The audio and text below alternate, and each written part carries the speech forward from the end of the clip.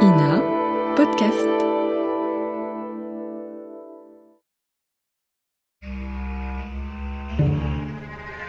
Affaire Omar Haddad. Épisode 7. La grâce.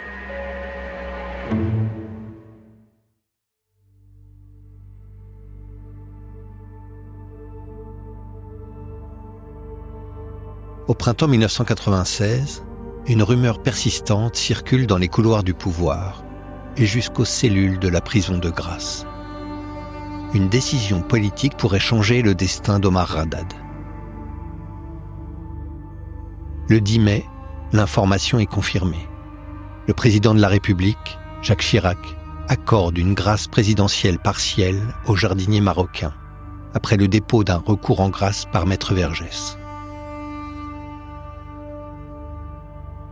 La grâce présidentielle accordée à Omar Haddad n'est pas une première dans l'histoire judiciaire française, mais elle n'en reste pas moins exceptionnelle. Jusqu'à une réforme constitutionnelle de 2008, les chefs de l'État pouvaient signer des décrets de grâce collective, notamment à l'occasion du 14 juillet ou de leur arrivée au pouvoir. Des milliers de peines étaient alors allégées automatiquement, parfois sans même que le nom du détenu n'apparaisse dans le décret. Mais ici, la décision est inédite. C'est la première fois qu'un détenu voit personnellement sa peine réduite à ce point. Au total, Omar Haddad fera 7 ans de prison sur les 18 de sa condamnation. Au moment de l'annonce de sa grâce, Omar doit rester encore 2 ans derrière les barreaux. Écoutez le journaliste Clément Veil-Rénal faire l'analyse de cette mesure exceptionnelle dans le 19-20 de France 3, au micro d'Élise Lucet. C'est sans aucun doute une mesure de clémence de la part du président de la République. Clément Veil-Rénal, vous aviez suivi ce procès. Est-ce que cela remet en cause la culpabilité d'Omar Haddad ? En aucune façon. Certes, l'affaire Omar demeure, et à bien des égards, une affaire hors du commun, digne des meilleurs romans policiers. Mais pour le reste, et notamment sur le plan judiciaire, aucun élément sérieux n'est venu, jusqu'à ce jour, remettre en cause le verdict des jurés de Nice. Après un examen minutieux, d'ailleurs, la Cour de cassation a rejeté le pourvoi d'Omar Haddad. Alors pourquoi cette grâce présidentielle ce soir ? Eh bien, et ça n'est pas un secret d'État, parce que, tout simplement, le roi Hassan II du Maroc, en personne, s'est ému à plusieurs reprises du sort réservé à Omar Haddad, l'opinion publique marocaine ayant très largement pris fait et cause pour le jardinier emprisonné. Il n'en reste pas moins que pour la justice française, Omar Haddad est bien le meurtrier de Ghislaine Marchal. La grâce présidentielle dont il vient de bénéficier est certes une mesure de clémence, mais plus diplomatique que judiciaire. Et puis, Élise, s'il y avait un doute sérieux sur la culpabilité d'Omar Haddad, on aurait du mal à expliquer cette mesure de grâce qui va tout de même le maintenir au moins 2 années encore en prison. Le droit de grâce est un droit absolu qui ne se discute pas. Il s'agit probablement d'une mesure d'apaisement. Va-t-elle mettre un point final à l'affaire Omar ? Ça n'est pas certain. On peut imaginer au contraire que la polémique reparte de plus belle. Les propos du journaliste sont presque prophétiques. En effet, la dimension géopolitique de l'affaire était jusque-là passée inaperçue. Mais cette grâce présidentielle change la donne. Elle révèle les jeux d'influence à l'œuvre en coulisses. La grâce accordée à Omar Haddad intervient dans un contexte diplomatique particulier, alors que le roi du Maroc, Hassan II, effectue une visite officielle en France. Au Maroc, Omar Haddad est devenu un symbole d'injustice. Le neveu du roi, le prince Moulay Hicham, avait même financé une partie de la contre-enquête initiée par Maître Vergès quelques mois plus tôt, en mettant à disposition un autre détective privé aux côtés de Roger-Paul Moreau. La pression diplomatique est montée d'un cran. Jacques Chirac, élu depuis à peine 1 an, prend alors une décision qui vise autant à renforcer les relations entre les 2 pays qu'à répondre, sans se compromettre, à un malaise judiciaire profond. Une mesure de clémence, certes, mais à la portée symbolique déroutante, qui ne fait que raviver les polémiques autour de l'affaire. Le soir même, le 10 mai 1996, Jean-Marie Roire, le journaliste du Figaro que nous avons entendu dans un épisode précédent s'indigner de la décision de justice à l'issue du procès, commente cette décision inattendue dans Intersoir. C'est un compromis. Et on a l'impression que dans cette affaire, tout a été un compromis. Je considère que la seule solution valable, c'était la révision du procès, c'était de casser ce procès qui n'a pas été fait dans de bonnes conditions, une instruction qui a été très négligée, et donc il fallait revenir à zéro et essayer d'ouvrir les pistes qui n'ont pas été ouvertes au moment de l'enquête, au moment de l'instruction. Il fallait essayer de faire un véritable procès. D'ailleurs, cette demi-mesure ne satisfera personne, parce que, bien sûr, elle donnera une satisfaction à Omar, mais au fond de lui-même, mettez-vous à sa place, s'il est innocent, ce que je crois, simplement la libération n'apportera pas la satisfaction profonde qu'il souhaite. C'est-à-dire, étant innocent, il souhaite que justice lui soit rendue. La grâce partielle est une notion complexe. Le journaliste François Foucard, qui a recueilli les propos de Jean-Marie Roire sur France Inter, explique les tenants et les aboutissants de cette prérogative présidentielle qui n'est pas toujours bien comprise du grand public. La grâce est une survivance du droit régalien, c'est-à-dire une mesure individuelle de bienveillance prise par décret à la diligence du président de la République, comme faisaient autrefois les souverains, les rois. Il en est maître et il n'a pas à la justifier. Il y a d'ailleurs chaque année des grâces accordées aux détenus pour délits ou crimes. Mais il est vrai qu'ici on s'interroge. Le président pouvait gracier totalement Omar Haddad pour tout le reste de sa peine, mesure de clémence, mais qui n'a rien à voir avec la reconnaissance d'une quelconque innocence. Ce serait ignorer la séparation des pouvoirs, la chose jugée, etc. Ce serait dire, pour des raisons que je n'ai pas justifiées, je décide que.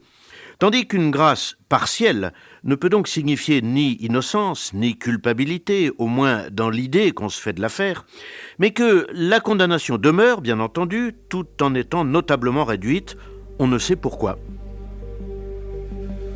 Dans le cas d'Omar Haddad, la grâce est partielle, ce qui veut dire que le président réduit simplement la durée de son emprisonnement. Avec cette mesure, et grâce à son comportement irréprochable en prison, il s'affranchit de 4 ans et 8 mois de peine, ce qui ouvre la voie à une libération anticipée. Mais cette décision est vue par tous comme un pis-aller. À l'instar de Jean-Marie Roire, qui continue de soutenir Omar, les commentaires sur la grâce partielle accordée aux jardiniers ne sont pas rares et émanent même d'hommes politiques.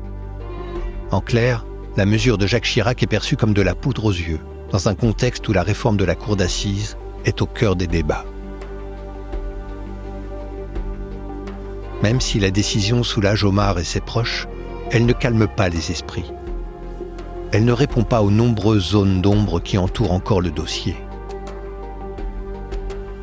À Mougins, des voisins de Guylaine Marchal expriment leur colère. Certains soutiennent publiquement Omar Haddad et affirment que leur témoignage a été ignoré ou sous-estimé. Chacun y met du sien pour discréditer l'enquête. 2 ans et demi plus tard, le 4 septembre 1998, Omar Haddad sort de prison. Journal de 13h de France 2. 8h10 ce matin, un large sourire, Omar Haddad vient de franchir le guichet de la centrale de Muret. Il embrasse son avocat Jacques Vergès. Après 7 ans de détention, Omar Haddad, grâce à cette libération conditionnelle, retrouve le monde extérieur et la foule des journalistes. Je suis très content, je suis libre aujourd'hui, mais je ne suis pas très content avec des résultats de prison pour rien, et qui me l'a dit déjà mon avocat. Je suis libre, mais le combat continue jusqu'au bout. Comment sont passés ces 7 ans ? Très mal passé. Parce que c'est pas facile pour quelqu'un innocent derrière les barreaux pour rien, c'est quelque chose de mal, très mal. Voilà, et je suis très fatigué. Je veux dire merci à tout le monde, à tous les gens qui me soutiennent, et merci à vous les journalistes, et voilà, merci. À l'écart, un homme observe la scène. C'est un voisin de Ghislaine Marchal, persuadé de l'innocence d'Omar. Il est venu spécialement de Mougins pour participer à l'émotion. T'es toujours soutenu ? Oui, attends, Aujourd'hui, vous venez de le retrouver au bout de 7 ans. Comment vous vous sentez maintenant ? Est-ce que vous êtes fier de l'avoir soutenu pendant toutes ces années ? Oui. Beaucoup. J'admire ce garçon. Je n'aurais pas été à sa place. sa vie est foutue. Mais pour Maître Vergès, l'émotion ne doit pas masquer le fond. L'avocat demande la révision du procès d'Omar Haddad.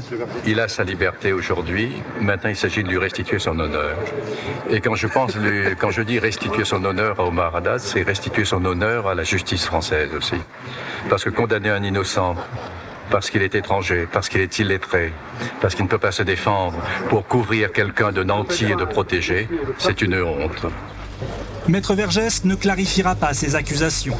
10 minutes après la libération d'Omar Haddad, il prendra la route en compagnie du jardinier, direction les Bouches-du-Rhône.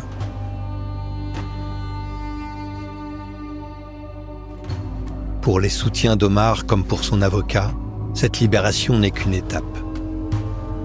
L'objectif désormais est clair, c'est la révision du procès, seule procédure capable de blanchir son nom.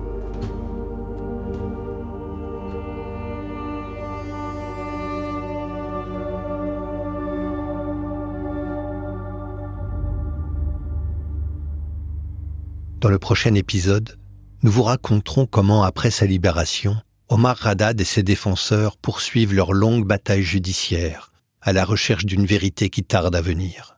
De nouvelles contre-expertises et analyses ADN pourraient bien faire vaciller les certitudes.